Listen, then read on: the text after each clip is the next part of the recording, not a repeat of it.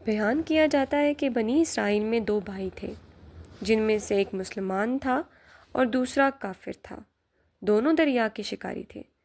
کافر بت کو سجدہ کرتا تھا، مگر جب مچھلیوں کے لیے جال تیار کرتا تو اس میں ڈھیروں مچھلیاں آ جاتی کہ اس کو کھینچنا بھی اس کے لیے مشکل ہو جاتا، مگر مسلمان کے جال میں صرف ایک ہی مچھلی آتی تھی اور اسی پر صبر کے ساتھ خدا کا شکر ادا کرتا تھا۔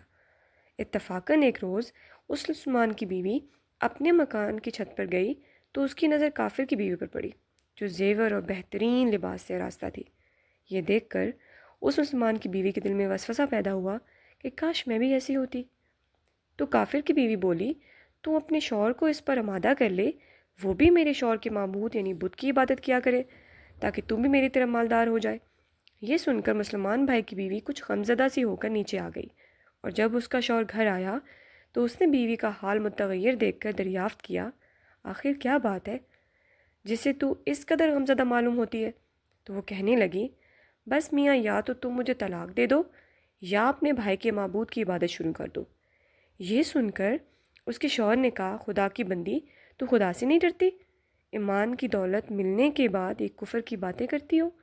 تو عورت بولی، بس مجھ سے اب زیادہ باتیں نہ بناؤ، میں بھی دوسری عورتوں کی طرح اچھا لباس اور اچھے زیورات پہننا چاہتی ہوں۔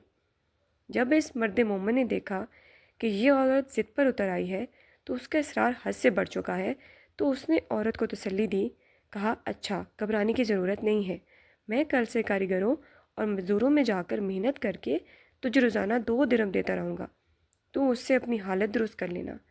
یہ سن کر عورت کو کچھ تسکین حاصل ہوئی اور سویرے ہی وہ مرد مومن مزدوری کی تلاش میں نکلا، لیکن کسی نے اس سے حال تک نہ پوچھا۔ یہ دیکھ کر وہ دریا کے کنارے پہنچا اور شام تک اللہ کی عبادت میں مصروف رہ کر رات کو جب گھر آیا تو اس نے بیوی سے دریافت کیا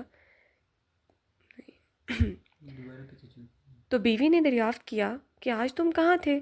وہ کہنے لگا، میں بادشاہ کی خدمت میں مصروف تھا، اس سے مجھ سے 30 دن کام کرنے کی شرط کی ہے۔ عورت نے کہا کہ آخر وہ بادشاہ تم کو کیا دے گا؟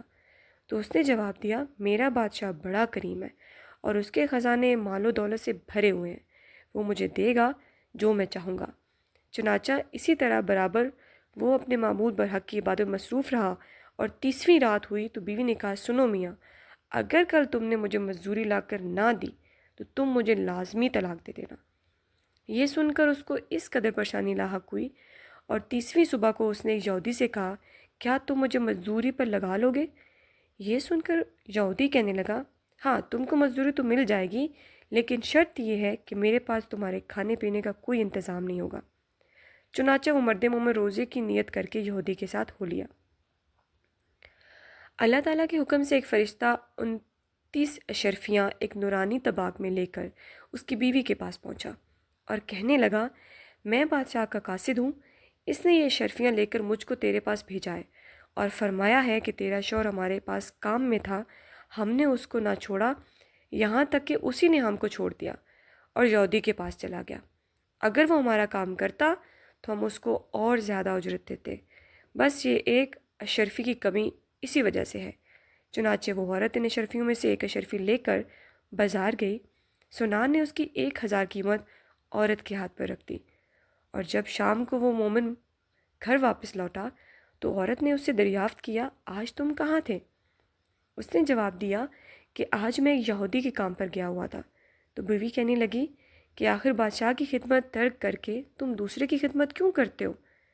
پھر اس نے اشرفیوں کا واقعہ سنایا، جس کو سن کر وہ مرد مومن روتے روتے بے ہوش ہو گیا، اور جب اس کو ہوش آیا تو اس سے بیوی سے کہنے لگا کہ افسوس ہے کہ میں بادشاہ 2 جہاں کی خدمت کا حق اپنے اوپر لازم نہ کیا۔ اور اس کے بعد اس شخص نے عورت کو چھوڑ دیا اور پہاڑوں پر چلا گیا، جہاں خدا کی عبادت میں مصروف رہ کر اس کا انتقال ہو گیا۔ اللہ تعالیٰ اس پر اپنا رحم فرمائے، آمین۔